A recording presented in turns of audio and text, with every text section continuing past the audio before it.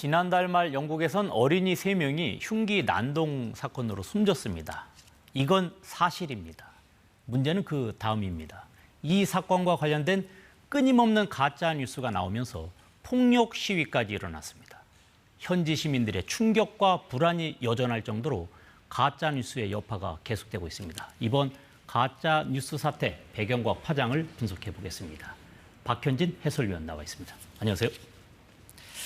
자, 이번 시위 한번 살펴보겠습니다. 이달 초에 영국 전역에서 시작된 거죠?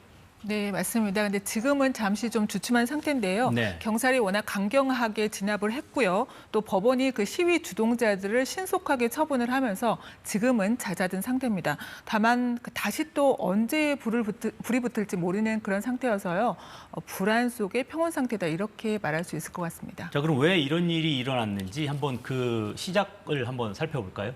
네, 지난달 29일이었죠. 영국 서부 사우스포트의 한 어린이 댄스 교실에서 흉기 난동 사건이 벌어져서요. 어린이 3명이 숨지고 10명이 다치는 끔찍한 일이 있었습니다. 네.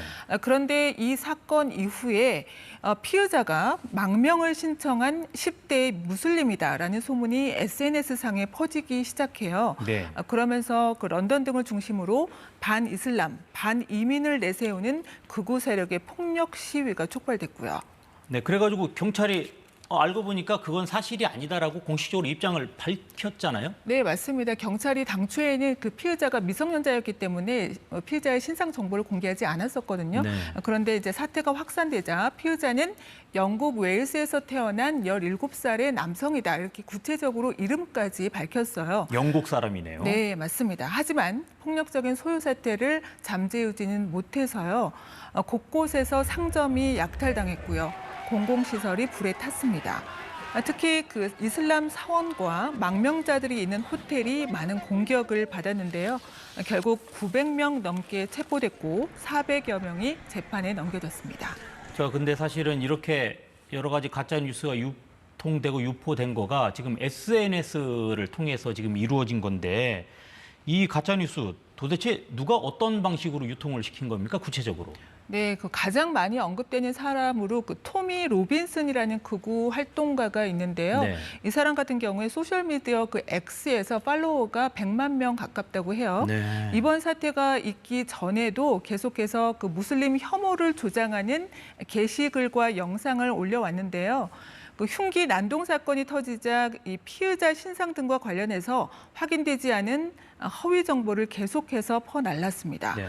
이런 가짜 뉴스가 온라인상에서 극우 인플루언서 등을 통해서 삽시간에 퍼졌고요. 결국 폭력 시위를 촉발시키는 결과로 이어졌습니다. 결국 영국 정부가 이런 상황이 계속되면 안 되니까 온라인 관련돼서 규제를 강화하는 방안을 고민하고 있다고 하는데 어떻습니까? 네, 그 영국에서는 내년에 온라인 안전법이라는 게 발효될 예정이거든요. 네. 그런데 이 내용을 좀 더 강화해야 한다 이런 주장이 나오고 있습니다. 일단 기존 그 온라인 안전법의 내용을 보면요. 소셜미디어 플랫폼 기업은 테러나 아동학대 등의 그 범죄 행위를 조장하는 불법 콘텐츠는 즉각 삭제해야 하고요. 네. 만약 이를 어길 경우엔 전 세계 매출의 10% 또는 우리 돈 그 300억 원이 넘는 과징금을 물도록 하고 있습니다.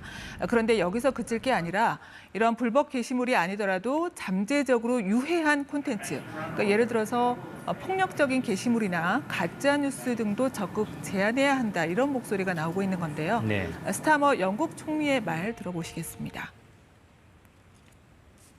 And let me also say to large social media companies and those who run them, violent disorder clearly whipped up online, that is also a crime. It's happening on your premises, and the law must be upheld everywhere. 결국 이 가짜 뉴스 이렇게 퍼진 게 어떻게 보면 영국 사람들이 그만큼 이민자에 대해서 많은 불만을 갖고 있었던 것 아니냐라고 판단할 수 있을 것 같은데 지금 이 사건과 정작 진짜 관계가 없었던 이민자들 이번 사태로 매우 불안할 수밖에 없겠어요. 네, 그렇습니다. 이미 영국에서는 반이민 정서가 커져서요. 보수당과 노동당을 가리지 않고 최근에 그 이민자를 제한하는 그런 정책들을 펴왔거든요. 네.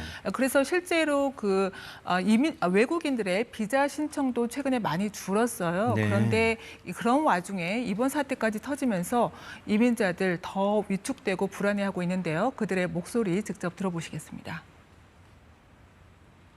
Well, I feel threatened, scared to come out my house because Muslim people were not terrorists. We never seen this kind of far-right group active against anti-immigrant. So we are living fear and anxiety.